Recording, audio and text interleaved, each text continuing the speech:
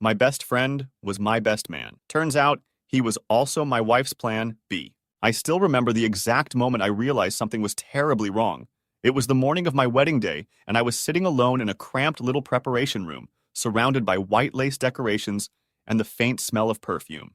I had just heard my phone vibrate in my jacket pocket, which was hanging on the back of a chair. At first, I thought it was a simple wedding day greeting from a relative or a friend running late.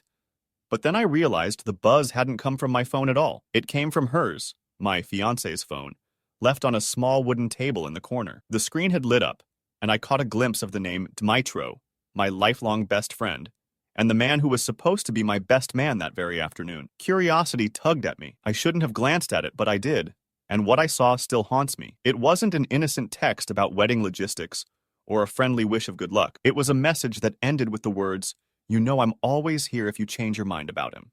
I swear, my heart started pounding so violently, I was sure someone on the other side of the door could hear it. At that point, I didn't know exactly what was going on, but I sensed an enormous crack forming in the foundation of what I believed to be my perfect future. I tried to shake off the anxiety, telling myself maybe it was just a misunderstanding, some casual banter. But the more I thought about it, the more I remembered certain moments when my fiancée, let's call her Oksana, had oddly exchanged looks with Dmytro, or times when she'd been on the phone with him at strange hours, claiming he was helping with wedding details. All those small doubts I'd brushed aside rushed back and collided in my mind. By the time I managed to calm myself a bit, Oksana had returned to the room. She was radiant in her robe, hair pinned up elegantly, wearing a fleeting smile that hinted she was running on adrenaline. I quickly slipped her phone back onto the table, hoping to look casual. She greeted me with a kiss on the cheek and started talking about how she hoped the weather would hold for the outdoor photos. All I could do was nod, not trusting my voice to sound normal.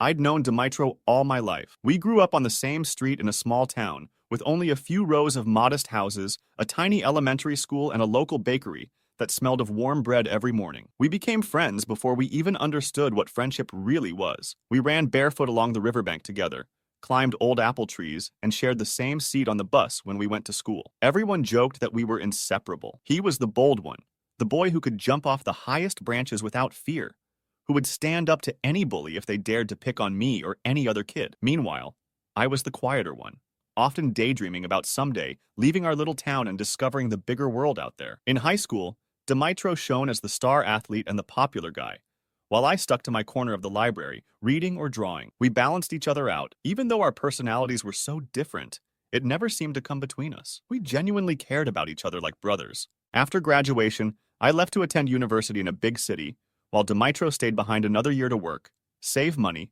and help his parents. I was lonely at first, overwhelmed by the bustle and impersonality of the city. People hurried in every direction, eyes on their phones or on the next thing they had to do, leaving no time for a small-town boy who didn't even know how to cross a busy street without nearly getting run over. University halls felt cold. I'd pass hundreds of students, but no one made an effort to say hello. Then one day, Oksana approached me after class, softly speaking my name as though she'd known me for years. She needed some notes from the lecture, she said. She had missed it due to a nasty bout of flu, and she'd heard from someone that I was the type to take meticulous notes. I handed them over and tried to muster a confident smile, which came out more like an awkward grimace, but her eyes, warm and bright, encouraged me to keep talking. We went for coffee after, then did a group study session together, then just started hanging out more and more often. Before I knew it, I was in love. I told Dmytro about her during one of our phone calls. He sounded genuinely happy for me. "Hey, finally!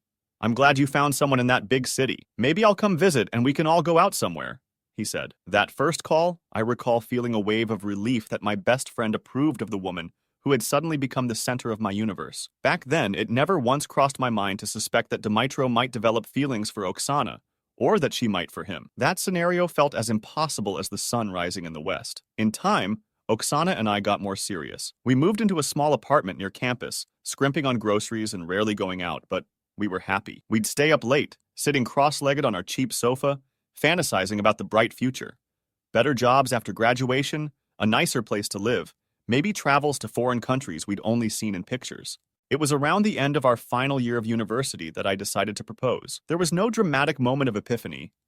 It was more like a slowly blossoming realization that I didn't want to live the rest of my life without this woman. So I saved up enough money to buy a modest ring and planned a small, intimate proposal in the local park where the cherry trees would be in bloom that week. The day I knelt down on one knee, I was shaking so badly I almost dropped the ring, but her tears of joy and the way she clung to me made my heart swell with indescribable relief. She said yes, and that was all that mattered. Then followed the calls to parents, who were thrilled, and of course I told Dmytro the news. He was excited for me, congratulating me so loudly over the phone that I had to hold it away from my ear. "I'll be there for your wedding, man, I promise," he insisted. I even asked him to be my best man, and he enthusiastically agreed. I was over the moon, picturing us standing side by side on one of the greatest days of my life. What could possibly go wrong? We set a date for the wedding and soon plunged into the chaos of planning. Oksana took the lead in contacting caterers, looking at dresses, booking a small venue that wouldn't break our budget. I tried to pull my weight, but I was working extra shifts at a warehouse job to cover expenses. Dmytro, to my surprise, was super involved, even from a distance. He video called Oksana frequently, recommended a friend of his who did photography, pointed her to wedding decor shops, and helped find a discount on a DJ. Sometimes, as I sat in our apartment with Oksana, she'd be on the phone with him for half an hour, talking about centerpieces or color themes. I felt a pinch of jealousy once or twice, but quickly reminded myself that I had no reason to doubt either of them. He was my best friend, after all, and she was my future wife, so I forced down any weird feelings and told myself everything was fine. The day of the wedding arrived, bright and sunny. My nerves were on edge. I could barely button up my shirt without my fingers trembling. When I saw Oksana in her wedding dress, all my anxieties melted into a single wave of awe. She looked like a goddess, radiant and graceful, the kind of woman you see on the cover of bridal magazines. At the ceremony, we exchanged vows in front of our families and friends. My parents had teary smiles. Her parents were glowing with pride. Dmytro, standing beside me as my best man, gave me a quick squeeze on the shoulder as if to say, "You've got this." He looked sharp in his tailored suit, beaming so genuinely that any trace of my old suspicions vanished. The reception was a blur of music, laughter, clinking glasses, and the sweet smell of flowers everywhere. At one point, Dmytro took the microphone to give a toast. He told funny stories from our childhood, how we once tried to build a raft that sank within 3 feet of shore, how we used to race bikes on dusty back roads, how we looked out for each other through every phase of growing up. Then he said something like, "I've never known a kinder or more loyal man than my friend here, and I'm so happy he found someone who deserves him." Everyone applauded, and I admit I felt tears prick at my eyes. After the reception, Oksana and I left early the next morning for a short honeymoon in Greece. We didn't have a lot of money to spare, but I'd carefully saved for months so we could enjoy at least a week of sun and relaxation by the sea. The first few days were as close to paradise as I could imagine. We lazed on the beach, sipping cheap cocktails,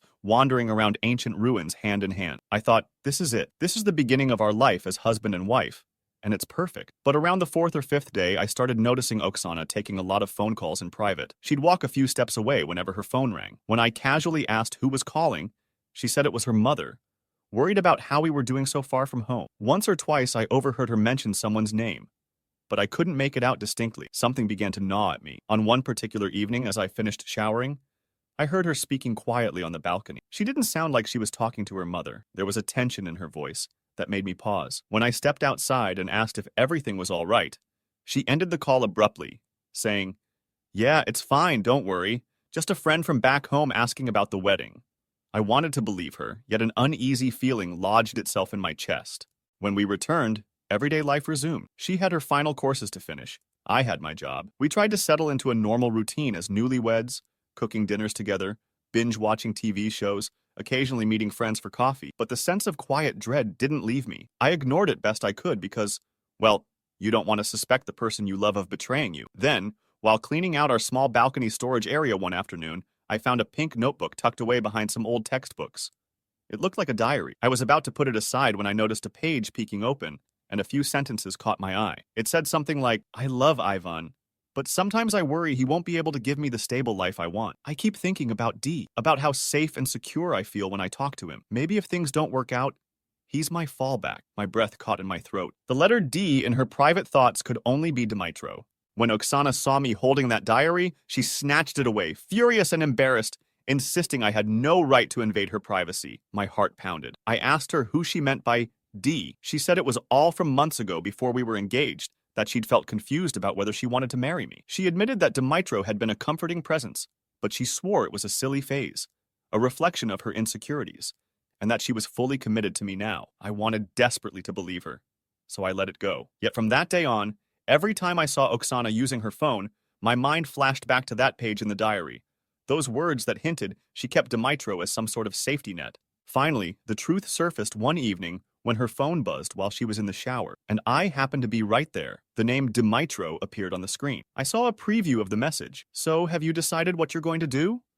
Are you just going to keep pretending everything's fine? My chest tightened, and I opened the thread before I could stop myself. The text prior to his read from Oksana was something like, "I'm still not ready to end things here. He's a good guy, but if we ever do split, I know I can count on you, right?" My head began spinning. The phone nearly slipped from my hand. I could feel my whole body trembling with rage and heartbreak. All this time, she had been confiding in my best friend, apparently hinting she wasn't sure about our marriage, hinting that if she were to leave me, he'd be waiting. It felt like a nightmare I couldn't wake from. Oksana came out of the shower to find me staring at her phone. She froze and stammered, "Why are you looking at my messages?" I could only whisper, "What does this mean? Have you two been planning something behind my back?" She started crying, grabbing a towel to cover herself, and rambled about how she was confused, how she didn't mean to hurt me, how she'd never physically cheated but always felt a strong emotional pull toward Dmytro. She admitted that sometimes she felt uncertain about our future, about my ability to provide the life she wanted. She kept saying, "I do love you, I do," but her words sounded hollow compared to the text I had just read. That night, after the initial screaming match and tearful accusations, I realized I had to confront Dmytro directly. Early the next morning, I called and demanded that we meet in person. He tried to sound casual on the phone, but I could hear the tension in his voice. We agreed to meet at a quiet cafe. I arrived first, heart hammering. When Dmytro walked in, he looked like a shadow of his usual confident self, shoulders drooping, eyes darting to avoid mine. I went straight to the point, telling him I'd seen their messages,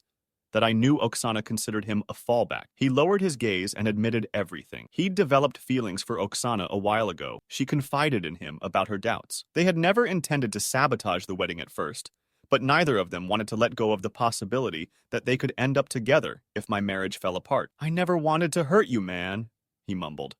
But I saw no genuine remorse, only fear of my reaction. Anger roared in my ears, and I couldn't handle another second of listening to excuses. I got up, left my coffee untouched, and walked out. He didn't follow. The confrontation with Oksana that evening was devastating. She sobbed that she never intended for me to find out, that she was torn between two people, that she did truly love me. In my agony, I shouted back that love shouldn't come with a backup plan. We were both angry, hurt, exhausted. Eventually, we collapsed into miserable silence in separate rooms. Over the next few weeks, we tried to discuss therapy or ways to move forward.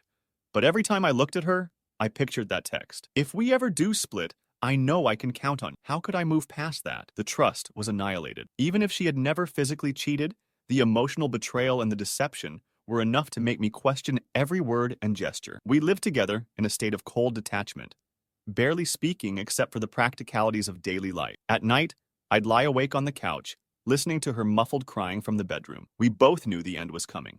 I left her a letter one morning, explaining that I needed space, that the wound was too deep to heal under the same roof. I packed a few belongings and moved into a friend's spare room. My parents were devastated when they heard we were separating so soon after the wedding. Her parents were confused and tried calling me to figure out what happened. I didn't have the energy to explain the whole twisted story, and Oksana and I agreed we wouldn't publicly talk about the exact reasons.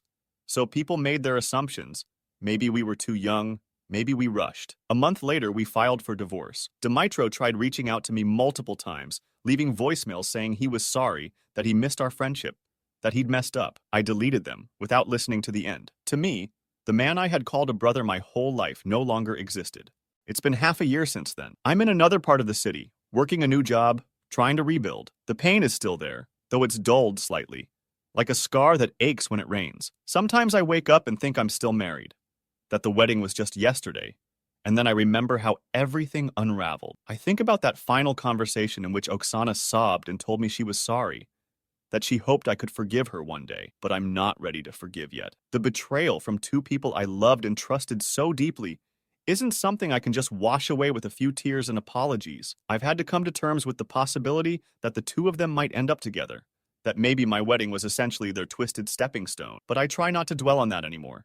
It's unhealthy, and it doesn't change anything. I've done a lot of reading about relationships and emotional infidelity since then. It hurts to admit, but the signs were there. The constant communication, the secrecy, the subtle way she would talk about Dmytro's life and accomplishments, as though she admired him more than she should have. All the while, I tried to be the trusting partner, ignoring the red flags because I didn't want to believe my best friend and the woman I loved could ever betray me like that. I've learned a grim lesson. If your partner has a plan B, you're never truly plan A. Real love doesn't hinge on, well, if this fails, there's a backup. Real love is a committed dive into deep water, trusting each other to swim, no matter the currents. Sometimes I still wonder what I could have done differently. Should I have spotted the warning signs earlier? Confronted them both before the wedding? But then, I remind myself it wasn't my duty to police their every interaction. A marriage is built on honesty and loyalty from both sides. If one side is already building an escape hatch, it's doomed. And my longtime friendship with Dimitro, maybe I idealized it. Maybe we were so close as kids that I assumed we'd be loyal to each other forever. I never considered he could see my fiancé and think, why not me instead? The heartbreak is immense, and it's going to take time to heal. Still, I'm determined not to let this define my future. I want to believe that someday I'll meet someone who won't leave me guessing, who won't keep a second option in the wings, someone who loves without hesitation. I try to focus on the silver linings, few though they might be. At least I discovered the truth before we had children or bought a house together. The entanglements could have been far worse. Now, I am free to start over in my late 20s, with no illusions about how easily trust can be shattered. I've grown more cautious, maybe even cynical, but not to the point of shutting myself off from future love. Life is long, and I refuse to let one brutal betrayal rob me of all hope. Occasionally, I have nightmares where I'm back on that wedding morning, reading Dimitro's text on Oksana's phone. My chest tightens with the same awful dread, and I wake up in a sweat, my heart racing. But gradually, those nightmares subside, replaced by new daily concerns, rent, bills, my job, and the normal ups and downs of single life in the city. Sometimes I'll walk past a restaurant or a cafe that triggers a memory of Oksana and me discussing wedding plans, laughing, dreaming about the future. It's painful, but I let myself feel it, then let it go. The world didn't end. It just shifted in a way I never saw coming. My life is still going on. I wonder if, somewhere, Dimitro regrets what he did, or if he's relieved everything is out in the open. Perhaps Oksana thinks about me sometimes, about how differently things could have turned out if she'd just been honest about her doubts, instead of secretly confiding in my best friend. Maybe they ended up together. Maybe they drifted apart. In any case, their story is no longer mine to worry about. I've cut ties with both of them. I've told this story to a few close confidants, leaving out certain personal details but emphasizing the emotional betrayal. Each time, the listener shakes their head in disbelief. Wow, they say. That's like something out of a bad TV drama. And indeed, it feels surreal that my life could so closely resemble a cheap plot twist. Yet it's the reality I lived through. The betrayal was real. The heartbreak was real. And the process of moving on is real too. Sometimes people ask if I hate them. I don't think I do. Hatred is too heavy a burden. More than anything, I feel sad. A deep sorrow for the lost years of friendship with Dimitro, for the marriage that ended almost as soon as it began, and for the illusions that were shattered. But sorrow passes with time, and I'm learning to replace it with acceptance and a cautious sense of optimism for the future. Now, when I look at myself in the mirror, I see someone who survived a painful ordeal and learned a brutal lesson about trust. I'm not the same naive person I was before my wedding. There's a certain guardedness in my eyes that wasn't there before. It's a reminder of how vulnerable I once allowed myself to be. But I'm also proud of the fact that I had the strength to walk away instead of clinging to a toxic situation. I refuse to live a life defined by lies, even if it meant tearing down everything I'd built with the woman I adored. I share my story sometimes, especially with people who sense that something might be off in their own relationships. I tell them not to ignore their gut feelings, not to push aside the obvious warnings. Love shouldn't be a game of illusions. If one partner is harboring secret longings for someone else, or if a best friend becomes oddly intertwined with a relationship, it's better to face the conflict head-on rather than discover it too late. Yes, it's painful, but the alternative is living in a sham, a facade that will crumble eventually. I'd rather have the ugly truth than live a pretty lie. Looking forward, I see plenty of possibilities. Maybe I'll focus on my career for a while, earn enough to travel, or buy a small place of my own. Maybe I'll eventually meet someone who restores my faith in love. Whatever happens, I know I don't want to repeat the mistakes of the past. Mine, Oksana's, or Dimitro's. Our lives all intersected in a disastrous way. But now each of us has the chance to find a path towards something more honest. So that's the story. The short-lived marriage that taught me how dangerous it can be to ignore subtle hints of betrayal. The best friend who was secretly waiting on the sidelines as my wife's plan B. And me, the guy who had to watch it all come crashing down. I've come to realize that love, if it's real, doesn't make space for a backup. It should be a wholehearted commitment, As terrifying and vulnerable as that might be, anything less will eventually break under its own weight. And while it took me months to get here, I can now say I'm grateful, in a twisted sense, that everything happened before we had kids, before we were trapped in a more complicated web. Life goes on. I'm building myself back up, forging new friendships, finding small pieces of happiness where I can. Every once in a while, I'll think of that text I saw on my wedding day and feel a pang of regret or anger. But it's less potent than it used to be. Time does heal slowly, and I'm learning to trust myself again, even if trusting other people remains a challenge. That's all. That's how my best friend also turned out to be my wife's backup plan. It's a lesson I wouldn't wish on anyone else, but it's the one I had to learn. And if there's a moral to be found here, it's that genuine love never comes with a plan B. When two people commit, they should jump into it together without leaving one foot planted outside. Otherwise, you're just signing up for heartbreak, no matter how well-intentioned you think you are. I believe that someday I'll find the kind of relationship where both partners are all in, with no secret phone calls, no backup messages, no diaries hinting at second thoughts. Until then, I'll move forward, wiser, and perhaps a little scarred, but unbroken enough to hope for a more authentic and wholehearted love in the future.